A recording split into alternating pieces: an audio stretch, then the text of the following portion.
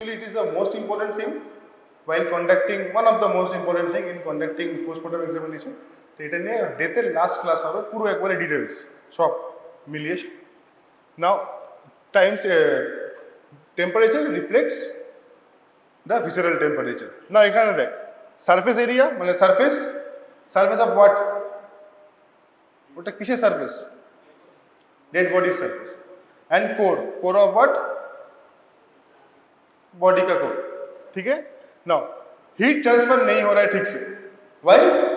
Because convection absent, so ineffective heat transfer. But core, what happens to core? Does it generate heat? हाँ या ना? The core, does it generate heat? हाँ এখনই তো বললাম ATP generate হচ্ছে anaerobic glycolysis থেকে, right? and also some enzymatic activity happening that will lead to heat generation, contributing heat because of ATP breakdown. Our surface take a heat loss from surface, so there is a gradient in between. So this gradient is the reason a body will not follow, the dead body will not follow normal Newton's cooling formula. ठीक है, বোঝা গেল আগেরটা? Now heat loss from body, surface, let it be surface, surface টা better হবে। So obviously conduction, convection, conduction তো বোঝা যাচ্ছে কন্ট্যাক্টে আছে, মানে surface of the body and surrounding. Convection is same, air আসছে, ইফ সাপোজ জলে পড়ে থাকে বডি তো ভাই হিট লস হয়ে যায়। যদি এয়ারের সঙ্গেও যখন কন্ট্যাক্টে আসছে heat is loss by convection. Evaporation due to perspiration তো হচ্ছে না, কিন্তু ইভাপোরেশন হচ্ছে অল্প হিট। আর রেডিয়েশন বাই ইনফ্রারেড, অল্পক্ষণের জন্য radiation happens by infrared. So this are the four ways heat will be lost from the body surface. Now Newton's law of cooling, ठीक है? So Newton's law of cooling is what? ROL is rate of loss. So rate of loss of heat from solid body surface to surrounding fluid is directly proportional to temperature between the surface and the fluid. So this kind of curve is there. But what happens to a dead body cooling? So rate of cooling, আচ্ছা এখানে যদি আমি ছবি দেখাতে পারি, এটা কি কোথায় শোনা যাচ্ছে? এটা দিয়ে এখানে বললে তোরা শুনতে পাবি? হ্যাঁ, ওকে, চলো। পারবি কি পারবি না? শোনা যাচ্ছে? Okay.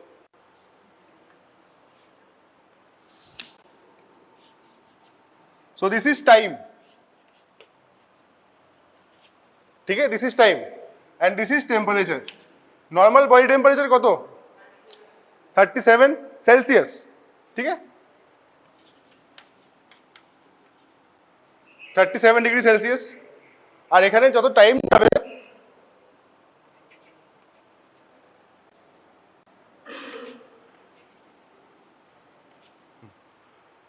Body slowly temperature lose করে টিল 2 আওয়ার্স।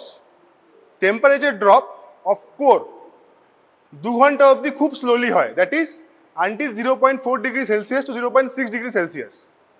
আফটার দ্যাট 4 মানে 2 ঘন্টা পর থেকে the temperature, the rate of loss of temperature starts from মানে প্রপোর্শনেটলি বাড়ে। Okay, that is why we have a curve.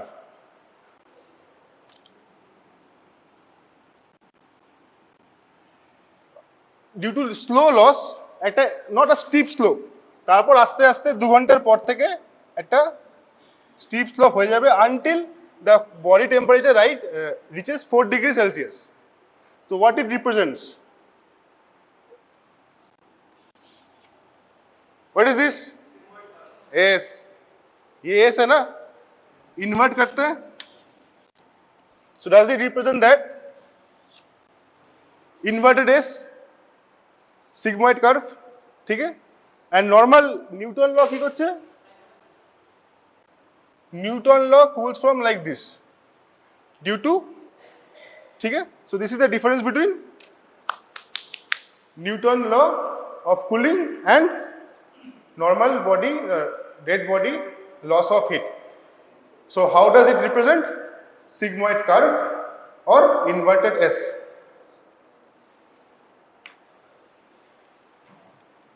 Now, time since death. How do we record time since death from core body temperature?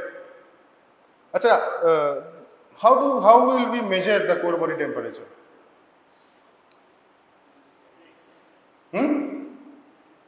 Acha, let that be next slide. Let that be next slide. So how do we find the time since death? TSD is time since death. Time since death is rectal temperature at time of death minus rectal temperature when body was found.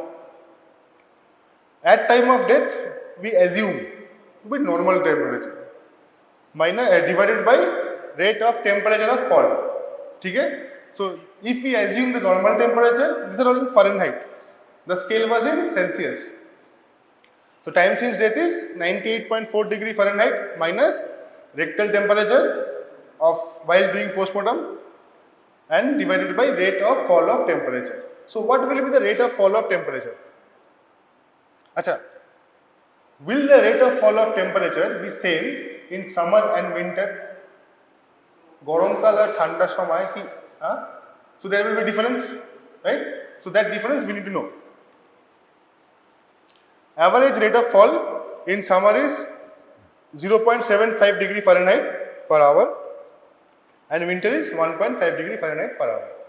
So time since death rectal temperature থেকে বের করা খুব কঠিন কি? So do we do? How will we measure rectal temperature? Thermometer. What kind of thermometer? Normal যেটা আমরা দেখি digital. Will that help? So there is a special thermometer for it. Getting the thermometer is the problem, not measuring. ठीक है ना? And of course rectal, then feces and clearing their feces. So these are additional thing. But rectal temperature can lead to more or less accurate time since death. ठीक है? So recording of temperature by touch thermocouple lab thermometer. So here are the places from where we can measure core temperature. Rectum, brain, ear, nose, trachea and mouth. Okay. So factors, acha time since death to amra details last class e porbo death er. So but still factors affecting rate of cooling. Now rate of loss of heat is directly proportional to surface area and inversely proportional to body weight. মানে কি?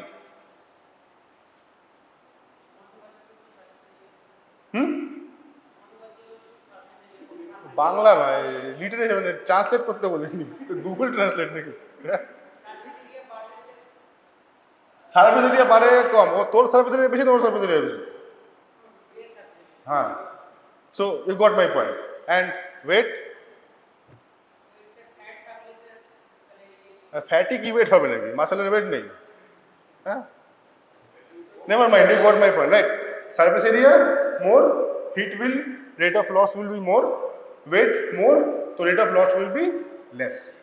There are multiple other things affecting rate of loss of temperature leading to time since death changes. এটা আমরা last ক্লাসে ভালো করে ডিটেইলসে পড়ি। These are the some points. Now next topic and last topic almost today, livor mortis. আচ্ছা, now imagine body আছে, এখন তোর যখন শুস, when you sleep on back position, do all of the body touch the mattress? মানে কি করে শুস? Back পজিশনে যখন শুবি তাহলে কি পুরো বডিটা ম্যাট্রেসে টাচ করবে? एग्री विथ हिम और not?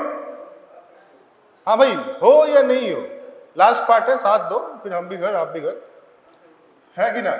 So not entire back is not, ठीक है? सो अब ये एक कॉन्सेप्ट हाइपोथेसिस हम मान लिए, सेकेंड हाइपोथेसिस। तो সার্কুলেশনের কি হয়েছে মরার পর? What happened to circulation? Circulation close, मतलब स्टॉप, क्लोज तो है ना, stop. So what happened to the fluid, the blood that was there in our body? Huh? কি পড়ে এসছিস, বই না অন্য কিছু? ক্লাস টাস করছিস নাকি, প্রাইভেট টিউশন? হ্যাঁ। So what happens to the fluid? The fluid will stay where it is or move somewhere else. Fluid move করবে না অবস্থা থাকবে যেখানে ছিল? What happens to fluid after the person dies? अरे आंसर बोलो. The fluid will move towards the dependent part. Why? Because of gravity. ठीक है? Gravity এলো, এখন ধর বডি ধর শূন্যে ঝুলছে, শূন্য মানে gravitational pull is still there, but still how I don't know, but ধর ঝুলছে কোথাও একটা। So what will happen to that blood? আরে বডি এরকম ভাবে ঝুলছে, flat position. Just imagine back position, towards back. তাহলে ব্লাড গুলো জমা হবে ব্যাকে, right? Now what happens when the body is lying down? তাহলে যখন লাইং ডাউন হচ্ছে, দ্য বডি একটা পয়েন্টে কন্ট্যাক্ট হচ্ছে। তো what is that point called? Dependent part, right? That part is called as dependent part. And the exact কন্ট্যাক্টে কি হবে ডিপেন্ডেন্ট পার্টে? তাহলে ব্লাডগুলো সব ডিপেন্ডেন্ট পার্টে এসে জমা হচ্ছে, রাইট? এবার ডিপেন্ডেন্ট পার্টটা যখন সারফেস এরিয়ার কন্ট্যাক্টে আসছে, so what happens to that dependent part or the contact part? ठीक है, ये आपका चेस्ट मतलब बैक और ये हिप। तो डिपेंडेंट पार्ट कौन टा? Which is the dependent part? Chest and hip. So which is the dependent part?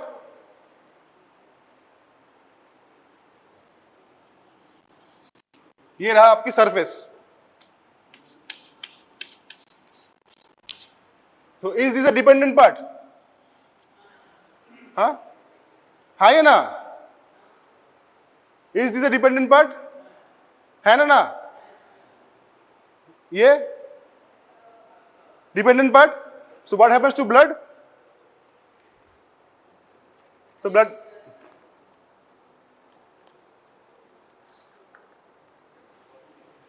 So what happens to blood? Blood comes in accumulated here. Dependent part accumulate করলো। No suppose this is the chest, मतलब trunk. Suppose এই জায়গাটায়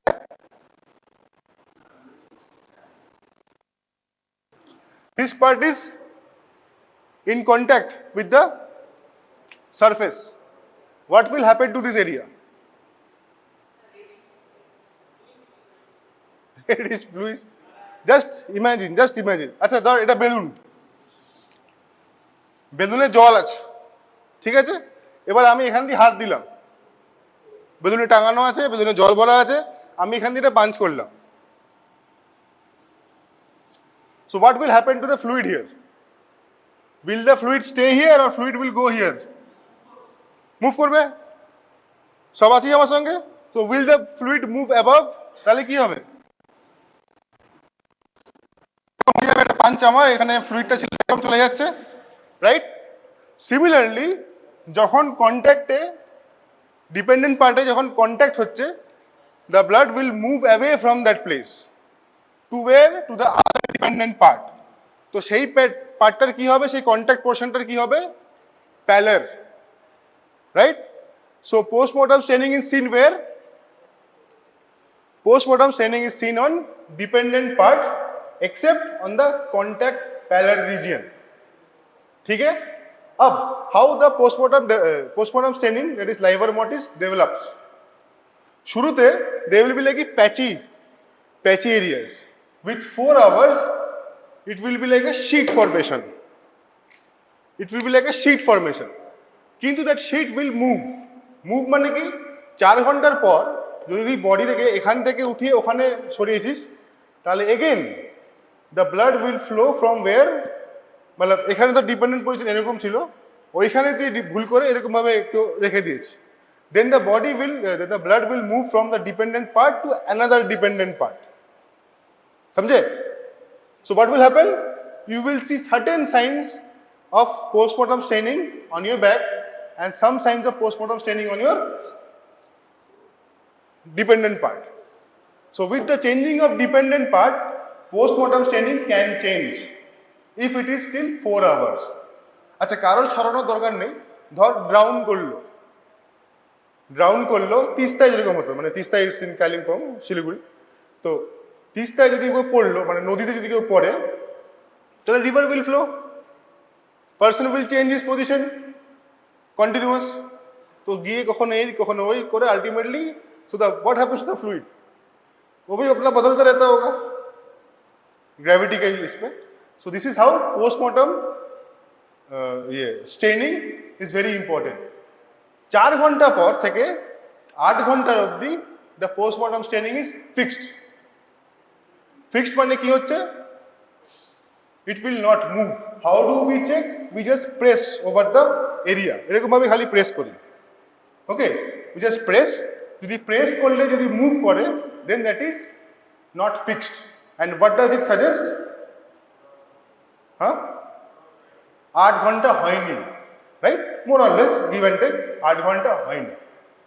clear? अब बोलो, अब the person is hanged.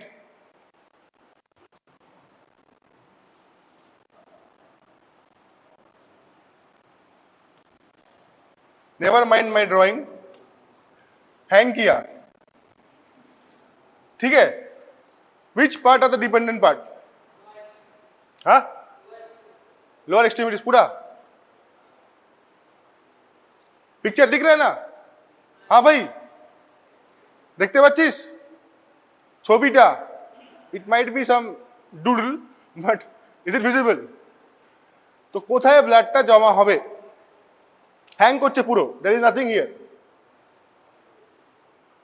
Will the blood accumulate here? Here? Agree with me? Here, right? এবার ধর female, breast, under surface of the breast, will it accumulate there? है ना? Testis,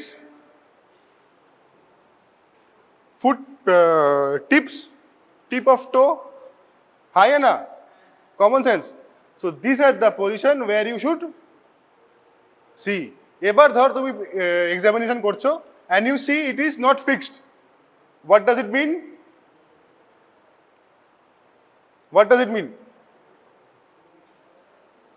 আচ্ছা, নেভার মাইন্ড. তুই পিএম করতে গেলে, ওকে, পিএম এর টেবিলে পড়ে আছে cases of hanging. You find postmortem staining is on the back. Hanging case, ligature mark you can see. Acha, by the way, again, postmortem staining, what will happen to the above the ligature mark? Ligature আছে, তার উপরে এটা কি হবে? Will be it congested or not? আচ্ছা, we will talk about the details in hanging, but it will be congested. ঠিক আছে? But এবার তুমি পোস্টমর্টম করছো, patient lying on back, supine position. Your finding is postmortem staining is on the back. And also, but the cases of hanging. So what does it mean?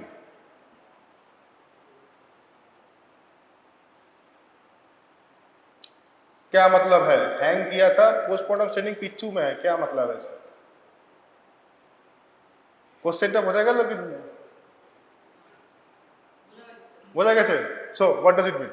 বোঝা গেলে important, because this is what will you find if you start doing PM.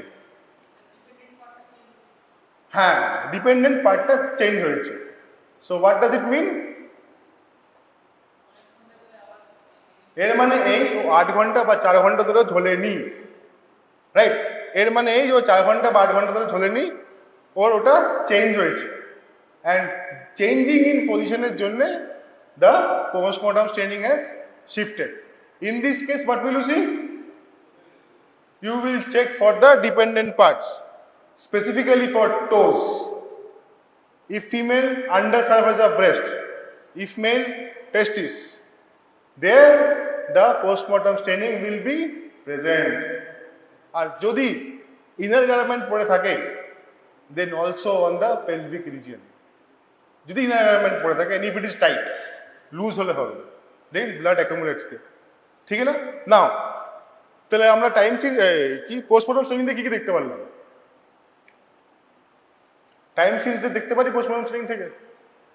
Can be identify time change death from post-mortem straining?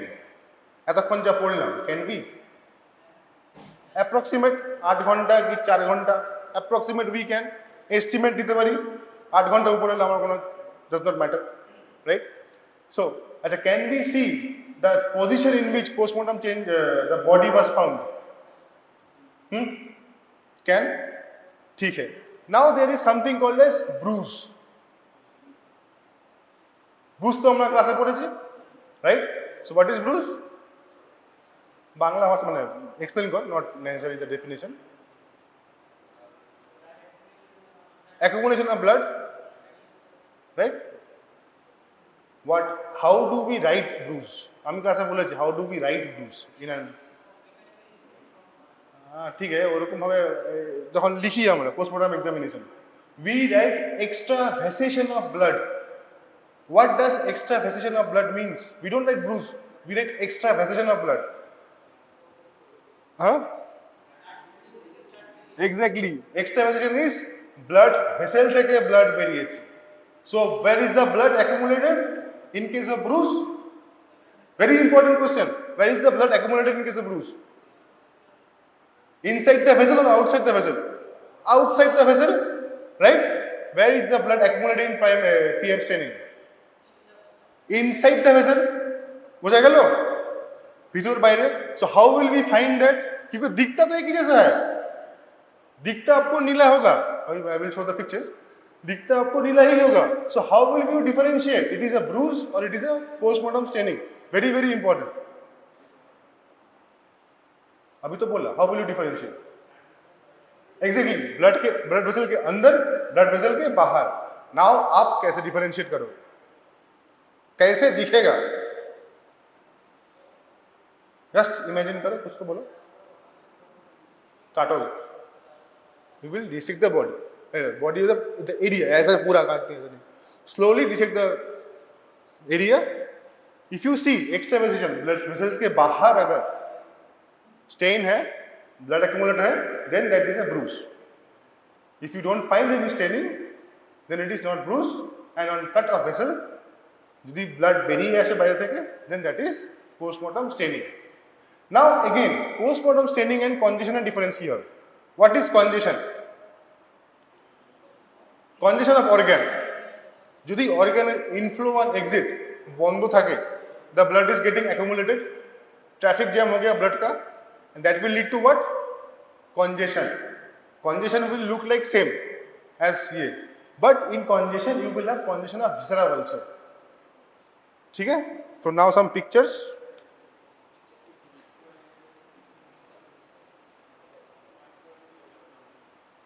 ठीक है? 4 hours sheets develop, 8 hour fixed, more than 8 hour fixed. So what is this? What is this? What is that pale thing? तो এইটা দেখে কি মনে হচ্ছে পেশেন্টটা dead body was lying in what position? How was the dead body lying? Lying on back or stomach? Lying on stomach. Face তো দেখা যাচ্ছে, দেখবি কই? Lying on stomach, and what that looks like? हाथ आई से गिरा हुआ है ना। Now this is the general how it is look. This is a butterfly impression on chest wall, मतलब back. So this is post-mortem staining in dependent part except on the contact pallor region. ठीक है? So clear हुआ? Post-mortem staining clear हुआ? Okay. So this is very important because it is one of the important findings in post-mortem examination. ठीक है?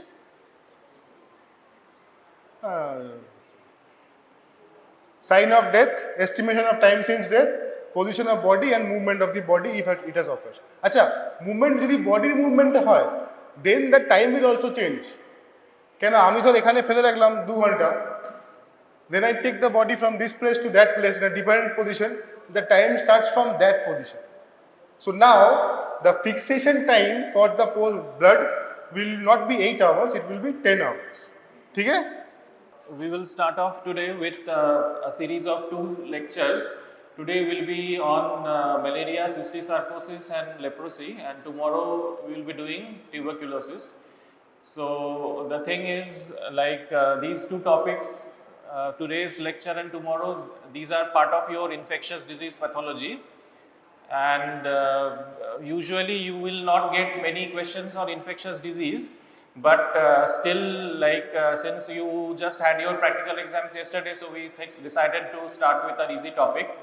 And the thing is, of these 3, the most important is leprosy. Cystosarcosis has rarely come in your exam, and malaria you must know certain salient points. So I have only prepared, I only thought of telling you only those things which are asked in the exam. The rest of it you can see later on. So first of all is malaria. As you all know that malaria is a bloodborne disease, and this is caused by your the name of the species is Plasmodium, which is an intracellular parasite. So this is known as obligate intracellular parasite, and the thing is, for malaria you must understand that it is mostly an endemic in the sub-Saharan region. So although we get malaria mostly throughout our country, the most important location is sub-Saharan sub-Saharan Africa, and it is a leading cause of death in children less than 5 years of age. So what happens is, for malaria you have the most important species to consider is Plasmodium falciparum. So the causative agent for the disease is Plasmodium, and the most important species is your Plasmodium falciparum. Aside from falciparum, there are few other species. The most important among them is Vivax, and other than Vivax, you have what is known as Plasmodium malariae, Plasmodium ovale, and Plasmodium knowleski, which are very infrequent. So the thing is, all of them are caused by female Anopheles mosquito. So the name of the organism is Plasmodium, the name of the disease is malaria, and the name of the carrier, that is the one that carries the disease and transmits, it is known as Anopheles. Anopheles is the mosquito. Okay. So in your book you don't have a proper picture of the life cycle, but I have taken it from somewhere else, and you must understand how this entire thing goes on. So as you can see,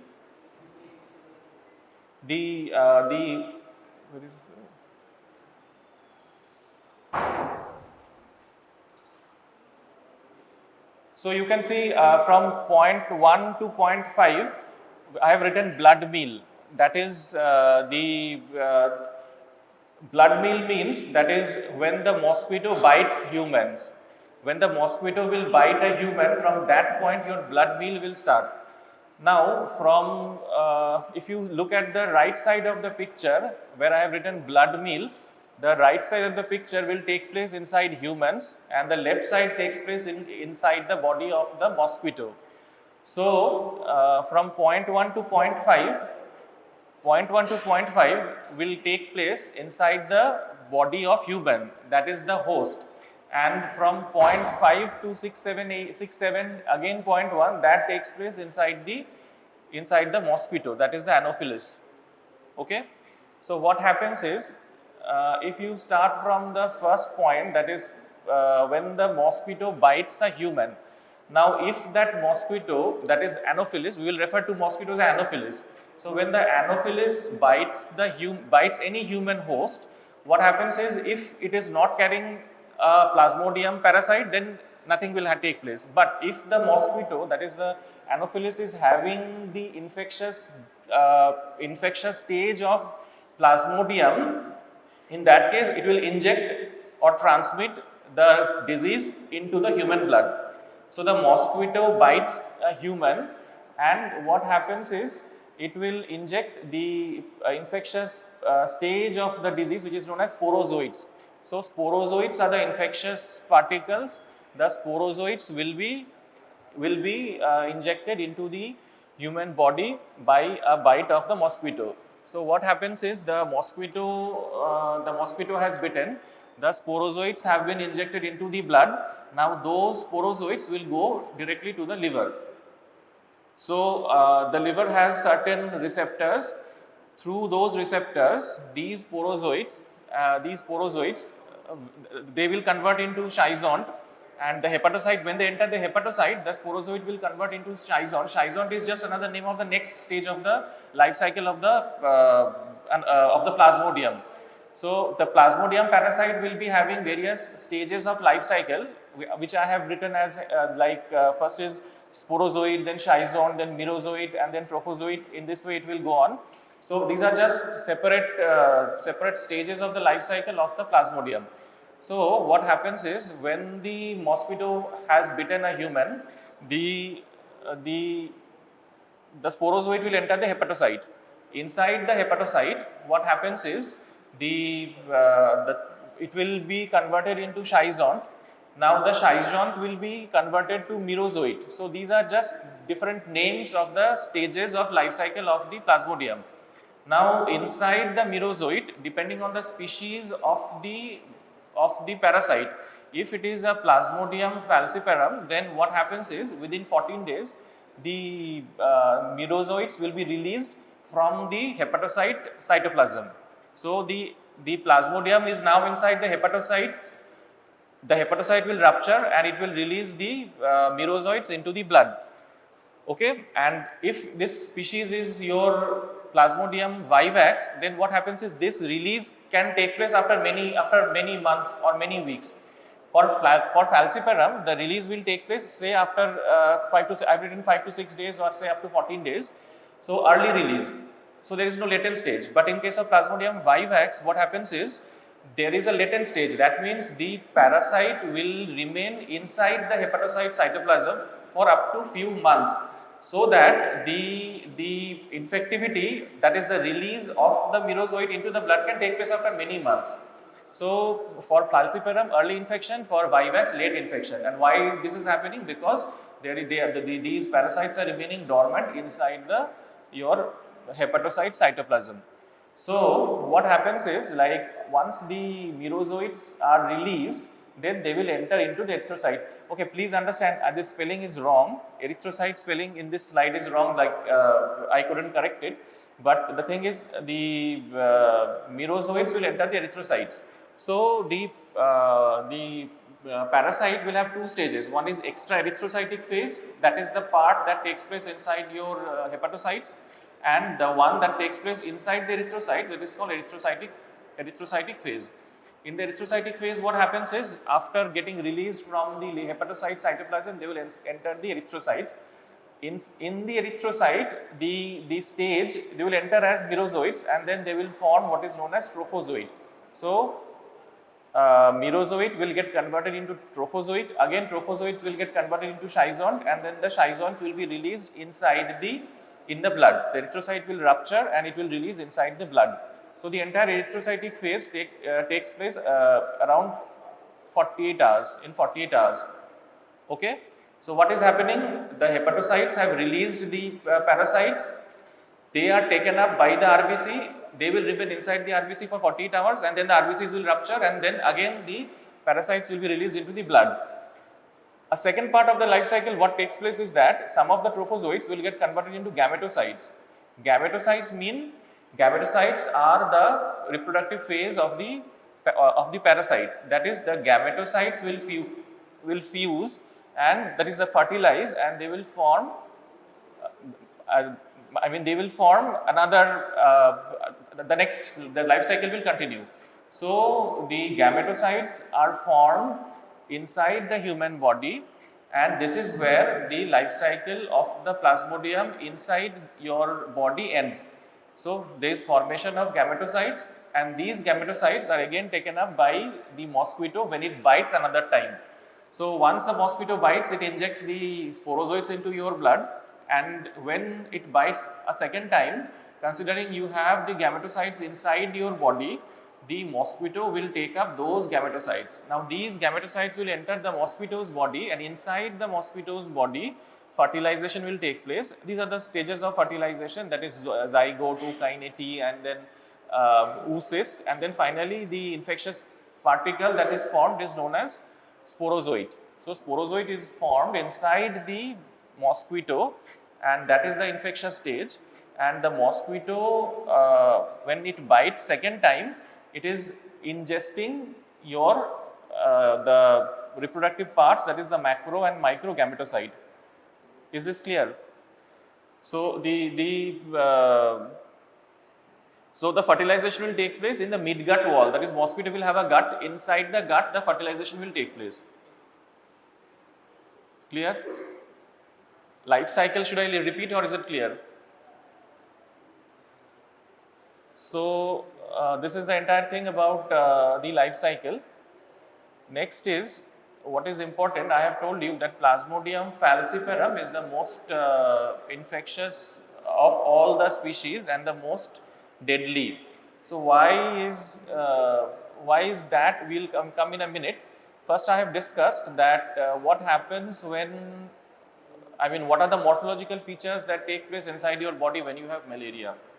So what happens is malaria will enter your blood. So they are invading the erythrocytes, and if an erythrocyte is infiltrated by a malaria parasite, the thing that happens is there is parasitization and therefore there is destruction. Erythrocytes that have a malaria parasite will get destroyed, and when the erythrocytes are destroyed, these following sequence of events will take place.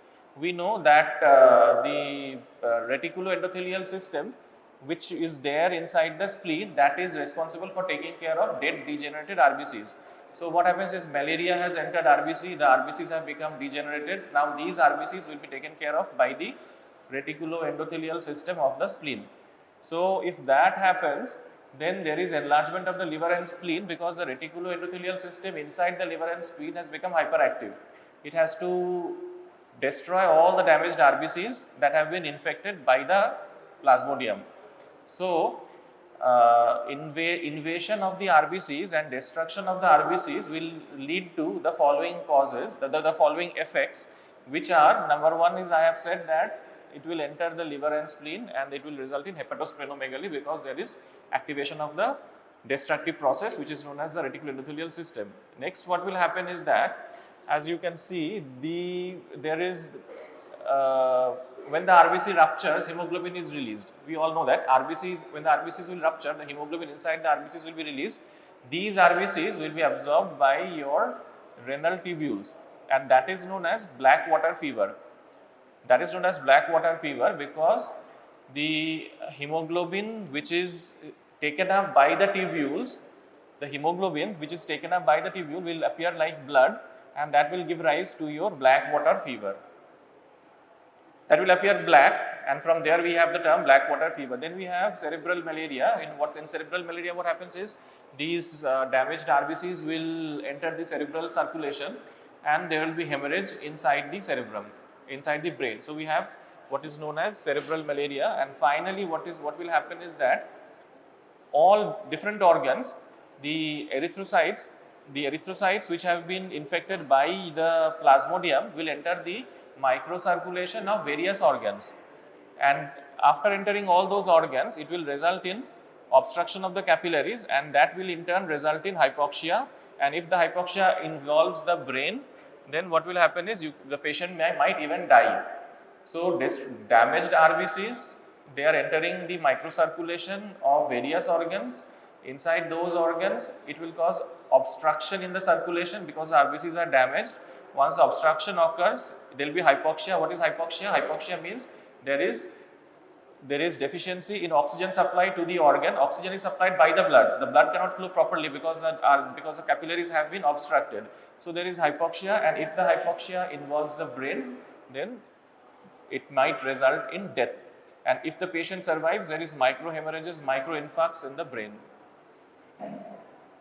So I was discussing why Plasmodium falciparum is particularly considered more virulent or more dangerous than the other species, and why Plasmodium falciparum infection is always taken as a life-threatening emergency. It is because of these following facts. The first is Plasmodium falciparum can affect RBC of any age. That is, in case of vivax or the other species, they are only infecting only the young or the old RBCs.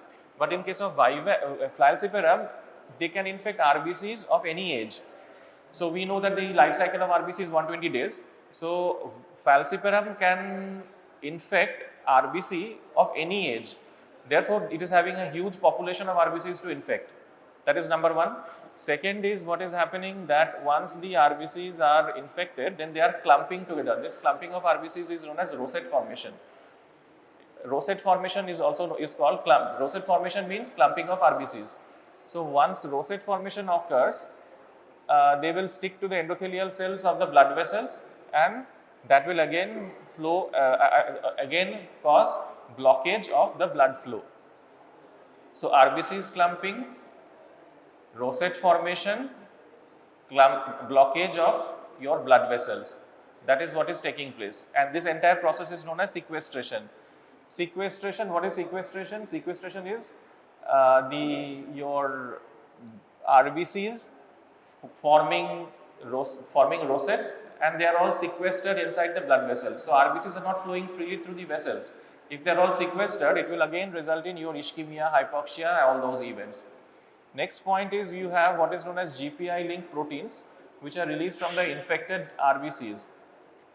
Plasmodium infection, Plasmodium falciparum infection of RBC will result in GPI-linked proteins to be released from the RBCs. Those GPI-linked proteins will induce cytokine storm, and then cytokine storm, as you know, it will result in again inflammatory process. So that is another thing. And the last thing is these cytokines, as you know that cytokines, when they are released, they will result in fever and reactive nitrogen species, and it will express endothelial receptors for PFEMP1. What is the meaning of the last line PFEMP1? That is Plasmodium falciparum erythrocyte membrane protein 1. That happens, if that is activated, then the entire cascade of cytokine, reactive nitrogen species, and your the entire inflammatory process will be triggered.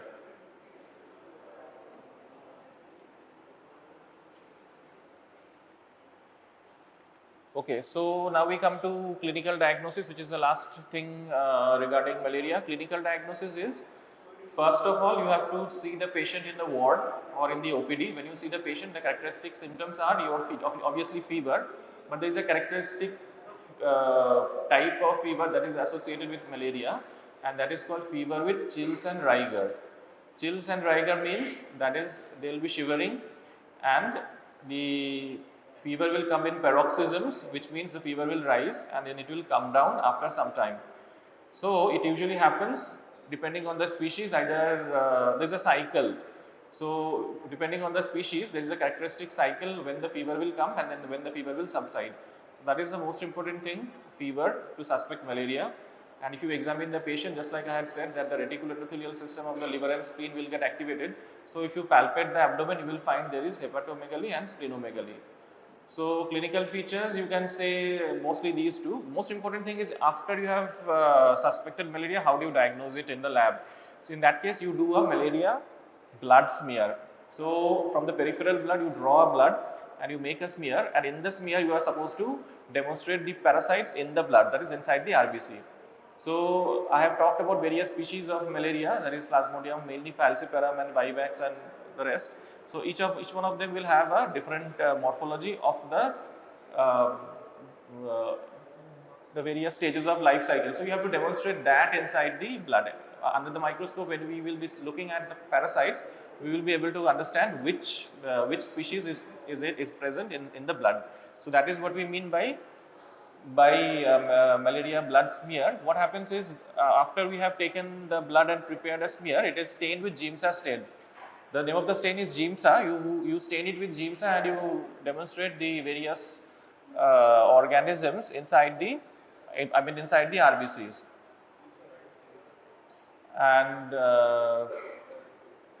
next is fluorescent microscopy. You can also use, that is, we use a separate fluorescent tagged stains, like we use odamine, rhodamine, etc. And then using all those stains, you can also cause fluorescence if the malaria is present inside the blood.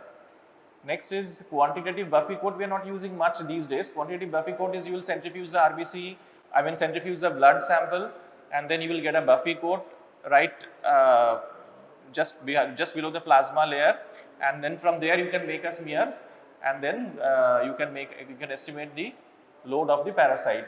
Antigen detection, we have cards available in the lab. That is, you will put the 1 drop of blood on the card, and depending upon which species are present, you will be getting positivity. That is called antigen detection.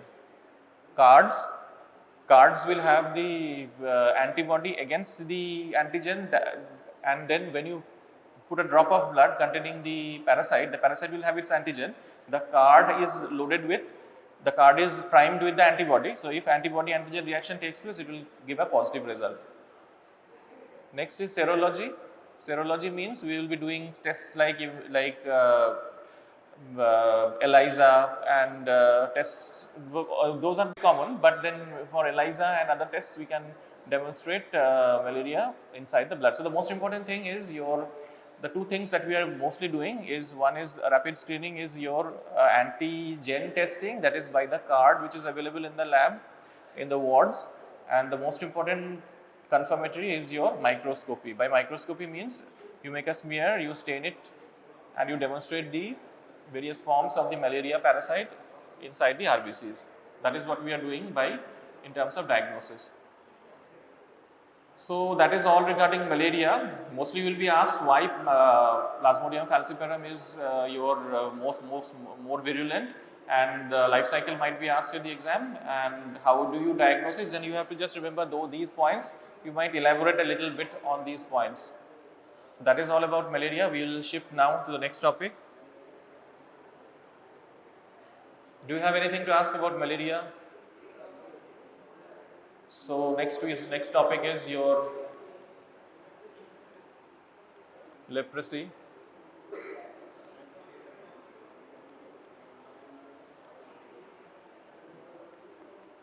Okay, so leprosy is a little bigger topic. What happens is, leprosy is caused by the causative organism is a mycobacterium. Okay, the last one was protozoa. This is bacteria and mycobacteria. And the name of the species is Mycobacterium leprae. And leprosy is also known as Hansen's disease. So there is a different, another name of leprosy is Hansen's. The name of the organism is Mycobacterium leprae. And what happens is, your Mycobacterium leprae will initially cause it enters your body, and it will cause subclinical infection for quite some time, and then the final presentation of leprosy will take place. And based on the immunity, based on what immune reaction your body can mount, the leprosy is divided into so many types. Okay, so this entire classification was given by Ridley and Jopling, and it is known as Ridley-Jopling classification. We will be coming to it in a moment, but before that, let me tell you that this leprosy, it is just like TB.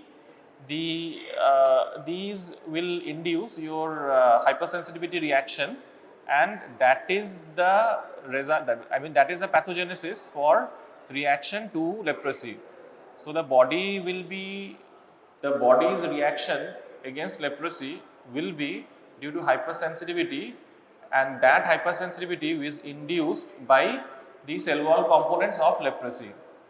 That is the Mycobacterium leprae. So when Mycobacterium leprae enters your body, it doesn't release any exotoxin or endotoxin or any harmful material, but the cell membrane of the leprosy will contain some antigenic material like mycolic acid, glycolipid, etc.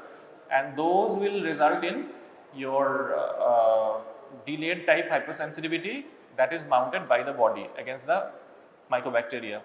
So what happens is, as you can see, depending on the immune response, it might be very good immune response, it might be it might be cell mediated response, it might be diminished cell mediated response, and then absolutely deficient cell mediated response.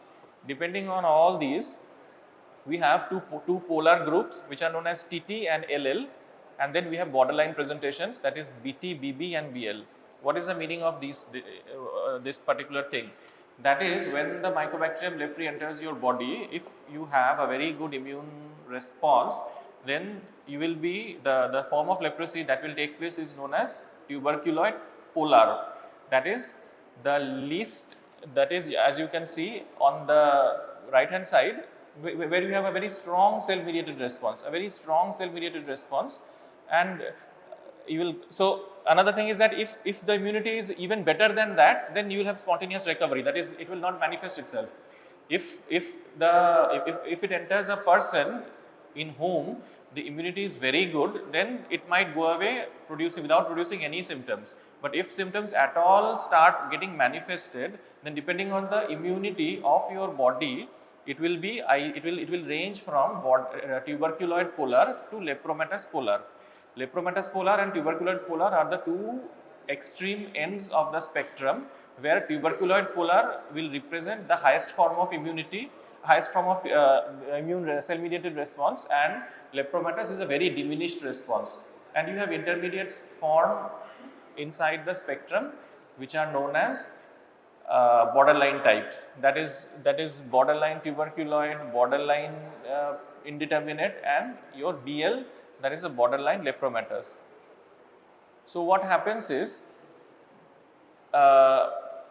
in the tuberculoid leprosy, if you go for microscopic analysis, then often what happens is you will not find the bacilli, because the body's response is very good. So the bacilli, most of them are eliminated.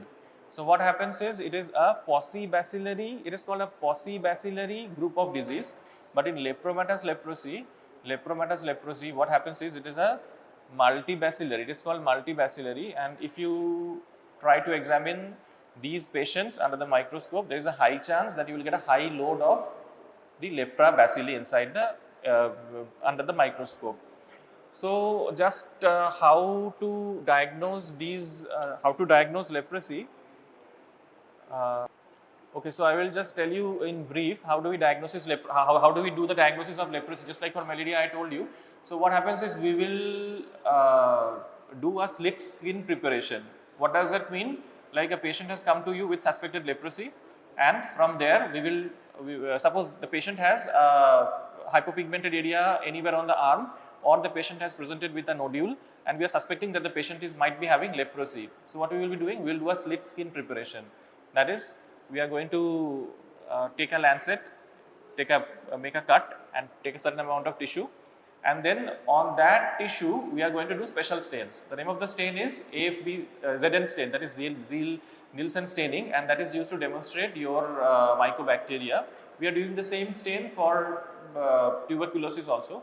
So what happens is, when we do a ZN stain, and the ZN stain for tuberculosis, we will be using 20% H2SO4, but in case of leprosy, we are doing the stain using 5% H2SO4.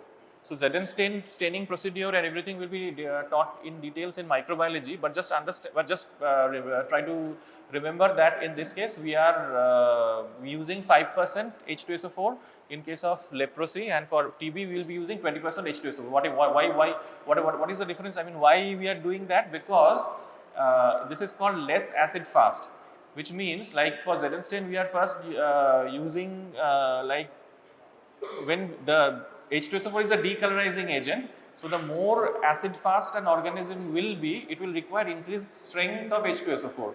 This is called less acid fast. So even if you give 5% H2SO4, it will be decolorized, and then you can give safranin, which is the next stage of staining, and then you can demonstrate the organisms in the particular smear. So the name of the stain is ZN stain. It is used to demonstrate mycobacteria. For mycobacteria, the most important thing we are doing it is for TB. There we are using 20% H2SO4. For here we will be doing 5% H2SO4. So for diagnosis, you can say that we will be using Zeren stain using 5% H2SO4. That is number one. There is another thing called Phyte Faraco modified. It is a modified Zeren stain which is called Phyte Faraco stain. And the other thing which we are doing, it is written in your books, but it is not done these days. It is called we will inoculate. We will inoculate the aspirate from a suspected patient of leprosy into an organism. It is called 9-banded armadillo. You have a picture of that in your book. So that is, it was done in older days. So in 9-banded armadillo, we will inoculate the aspirate from a suspected patient of leprosy, and it will grow inside the armadillo. So it is a very long procedure, and we are not doing animal experiments anymore. So that was a prehistoric, that was a thing of the past when we used to demonstrate the organism in that way. So right now, what you must know is that leprosy, as I told you, Ridley-Joplin classification, we have all these spectrum. So how do you get leprosy? There is a lot of stigma regarding whether we should interact with leprosy patients, whether we should go near leprosy patients, whether we will get leprosy just by talking or just by going near that patient.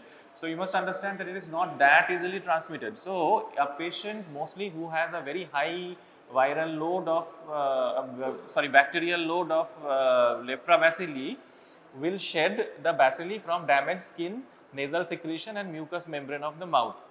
So it is not spread by touching, that you must understand. So the patient who is very virulent, only that patient normally doesn't normally present as skin manifestations. So, but if the patient is very virulent, then that patient might be shedding leprosy bacilli in the nasal secretion. In the nasal secretion as well as from damaged skin. That is, if the skin is ulcerated or if the skin is oozing, crusting, whereby there is intact epidermis will not spread leprosy. It has to be damaged skin, where the epidermis is damaged. If you come in contact, direct skin to skin contact with such a patient of leprosy whose skin is damaged, that is ulcerated or broken, only then you can get leprosy by skin to skin contact. Other modes of contact is, like I have said, nasal secretion, mucous membrane of the mouth. Next is feto-maternal transmission across the placenta, that is when the fetus is inside the mother in the gestational period, across the placenta it might get transmitted. And the last is, which is important, that is the milk of leprosy. So the infants of those mothers who have leprosy, they are advised against breastfeeding, or if you want to take breastfeeding, then you have to first treat the leprosy using intensive phase and then you go for breastfeeding. So these are the modes of transmission of leprosy.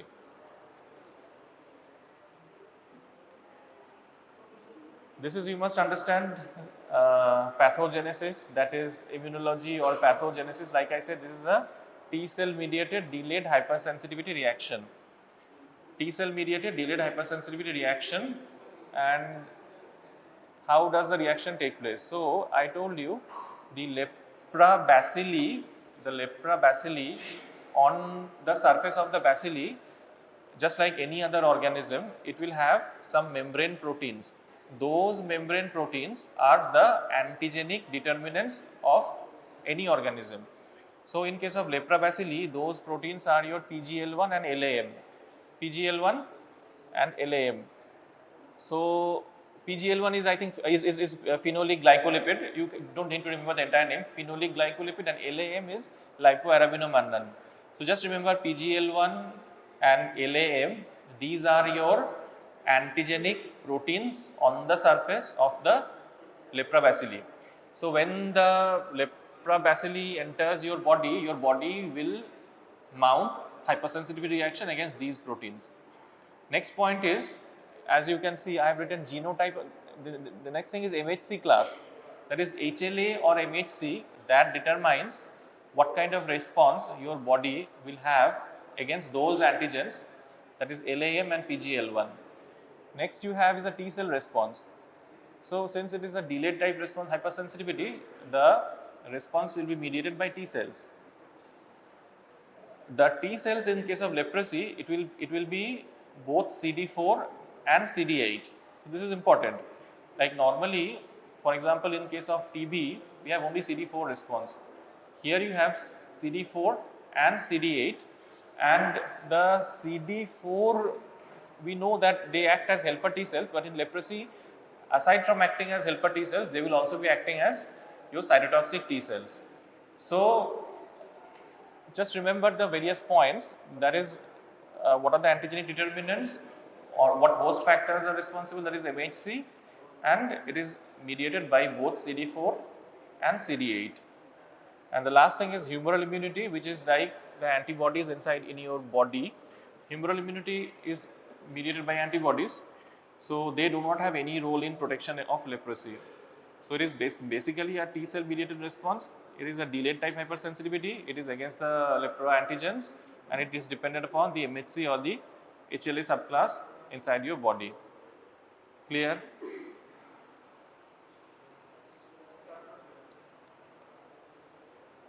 See, so this table is very important. Like I said, that on the two ends of the spectrum, one side you have tuberculoid, one side you have lepromatous. Tuberculoid means, like I have said, the body's immune response is very good. Therefore, it is called paucibacillary, because most of the bacilli will be eliminated by the body. On the other end, you have lepromatous, which is called multibacillary. The body's immunity is diminished, so there is a high load of bacilli inside your body. That is a multibacillary. So depending upon the load of bacilli, you can understand the symptoms will be likewise, the severity of the symptoms will be dependent on that. So you can always remember that tuberculoid, paucibacillary, therefore milder symptoms, and this will have your more extreme symptoms. Now what happens is presentation, that is how will a patient come to you with leprosy. What happens is, in tuberculoid, the most important thing is numbness of skin. That is the commonest presentation of tuberculoid leprosy is that a patient will come to you and will complain that there is loss of sensation in a part of the skin. But in case of lepromatous leprosy, what happens is they will be and this thing will be only one-sided. That is a single hypopigmented patch which is numbed. That is there is no sensation, or only one side of the body you have like this. But in case of lepromatous leprosy, what happens is it is a bilateral disease. It is a bilateral disease, and you will have, like I have written, bumps as well as rashes. That is, there will be raised lesion on the skin, which we can also call as nodules, as well as you will have your rashes, and along with all that you will have involvement of multiple organs like nose, like reproductive organs, like muscle weakness. So multiple organs infected because it is a multibacillary leprosy. Multibacillary leprosy, therefore it is more virulent. Multibacillary leprosy, therefore it is bilateral involvement, and multibacillary leprosy, therefore the organisms can be easily demonstrated in the blood. I mean in the tissue from where you are taking the biopsy or the skin smear. Okay. Next, this is very important. We have some reactions in tuberculosis. In what is this? Leprosy. There are some reactions. These are called immunological reactions. This is very important. What do you mean by reactions? So what happens is we have type 1 reaction and type 2 reaction. Type 1 reaction is again of two types. It is called reversal reaction and downgrading reaction. And type 2 reaction is your erythema nodosum leprosum and two other things which are not very common, that is Ruscio and erythema multiforme like reaction. So let us talk about reaction. What happens? What do you mean by reactions and what exactly happens? Is that in type 1 reaction, it is either your reversal or downgrading. What is downgrading? That is, normally I have said that there are two polar variants of leprosy. One is lepromatous polar and tuberculoid polar. So those two variants, their clinical features and their manifestations will remain almost intact. But those in the middle of the spectrum, that is borderline tuberculoid or borderline lepromatous, their severity can change. What does that mean? suppose due to treatment, if a borderline lepromatous down becomes converted to a borderline tuberculoid or a borderline intermediate, then that is actually a reversal reaction. And if the reverse happens, that is if a less severe form of the disease is getting converted to a more severe form of the disease, then that is a downgrading reaction. Downgrading means downgrading with respect to the patient, that is the patient will have severe symptoms. So I am repeating once again, what happens is in the borderline forms of leprosy, there is often a change in the clinical manifestation or the severity of the disease. If it is a borderline tuberculoid, that means the borderline tuberculoid can change to a borderline lepromatous or even lepromatous polar, then that is called downgrading, because the disease is getting more severe, so it is a downgrading reaction. And a reversal reaction means either in the natural course of the disease or after treatment, if a more severe form of the disease, for example borderline lepromatous, gets converted to a less severe form of the disease, then it is called reversal reaction. So both of them come under type 1 reactions. Both of them will come under type 1 reactions, and type 2 reactions are mediated by your type 2 helper cells, and that takes place due to immune complex formation and deposition. So you have this erythema nodosum leprosum, where you have multiple nodules, iridocyclitis, then involvement of multiple organs where there is nodule formation. You have Lucio phenomena, which is a type of vasculitis, and you have erythema multiforme like reaction, which is again another type of type 2 reaction. So in those cases, what happens is that is there is manifestation of the disease due to your type 3 hypersensitivity, that is there is formation of immune complexes. The immune complexes get deposited in various organs and accord various names. For example, if it is a vasculitis, then Lucio. If it is iridocyclitis or nodular deposits on the skin, there is erythema nodosum leprosum. It happens like that. Is it clear?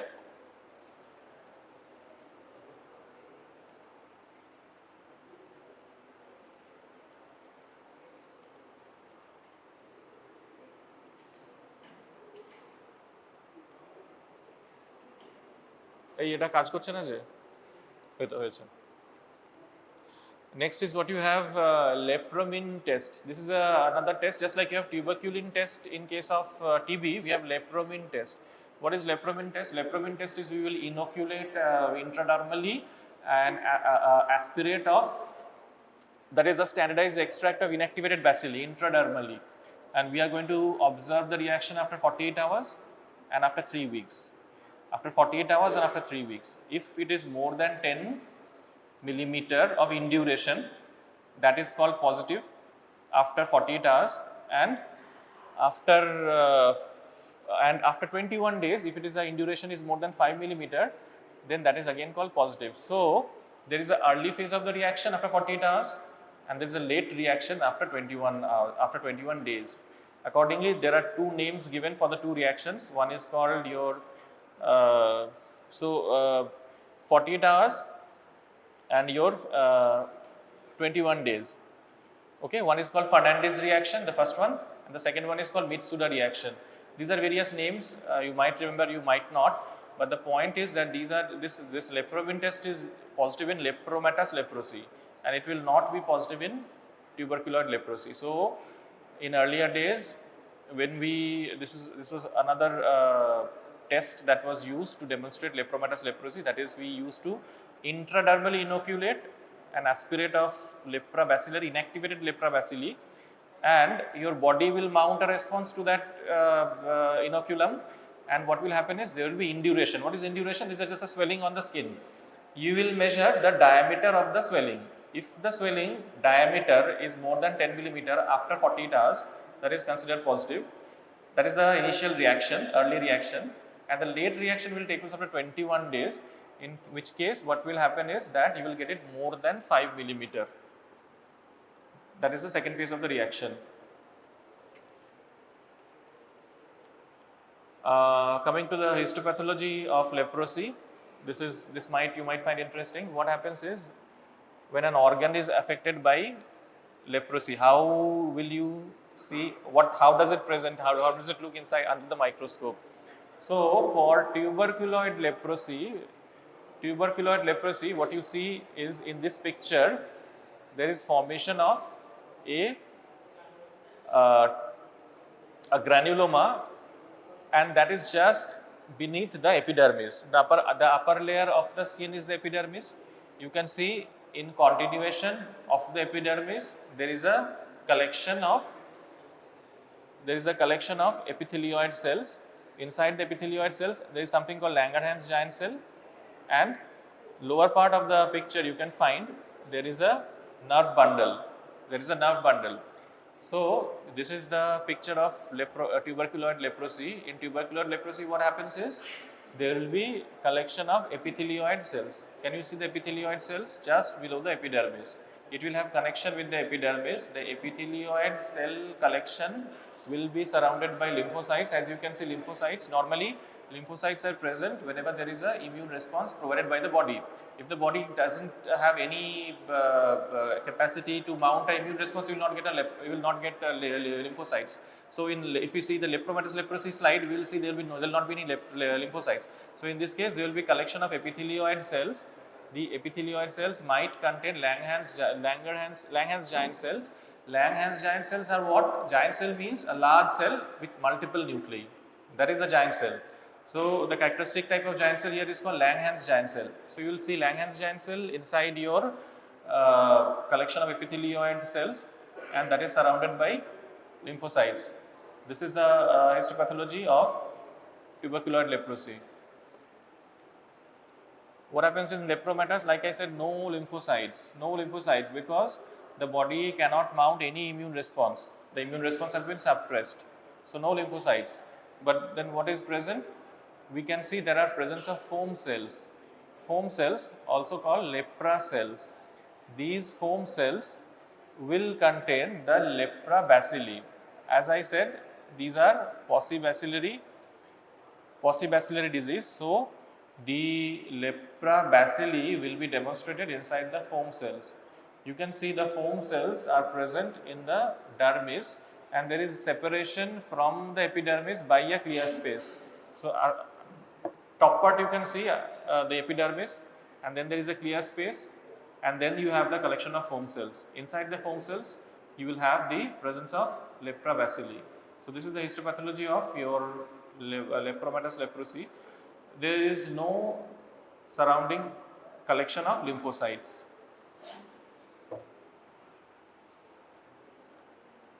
Just 5 minutes left, and we have the last topic, very small topic, which is called cystosarcosis. Cystosarcosis is what? Cystosarcosis is an infection by larval cysts of a cystode, that is Tinea solium. So what happens is Tinea solium, that is a cystode, which is a parasite. If that is ingested, then inside your body, the manifestation of Tinea solium is called cystosarcosis. So how does it enter the body? That is, if you ingest food, water or feces that contain Tinea solium eggs. So Tinea solium eggs must be present in the water, food or feces. If that is what you are eating, then by that route the Tinea solium will enter inside your body, and inside the human body, the stage which develops is called cystosarchy, and the name of the disease is cystosarcosis. Okay, so everything will be clear from this picture. This picture, just try to follow. What happens is, here the pig, the disease is, there are 3 stages in the life cycle. If you see, there's a pig in the picture.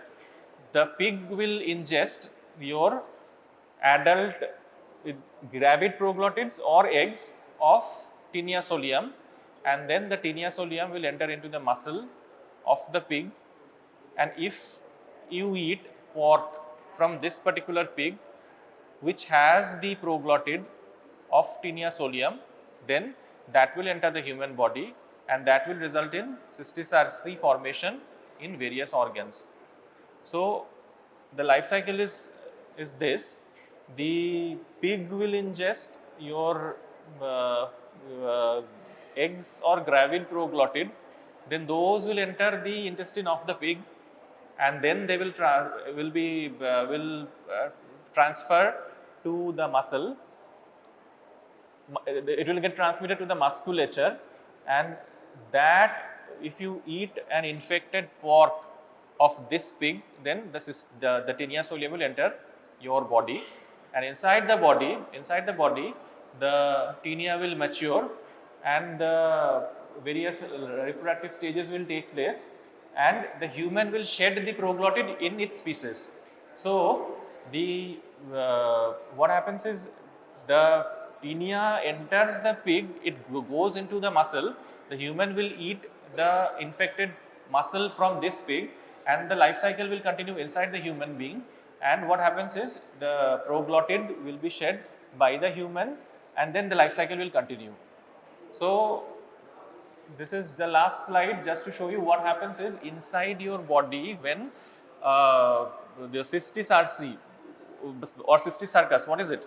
That is inside the body in various organs, you will find fluid filled cavities. So inside those cavities you will get structures like this, that is there will be an invaginated scolex. Inside the scolex you will have hooks and suckers. These are your various forms of the Tinea solium. So Tinea solium enters the body, it will result in fluid filled collections. Inside those collections you will find structures like this, and that is what is known as cystic. This you will find in various organs, including your brain, your eyes, including your subcutaneous tissue, etc.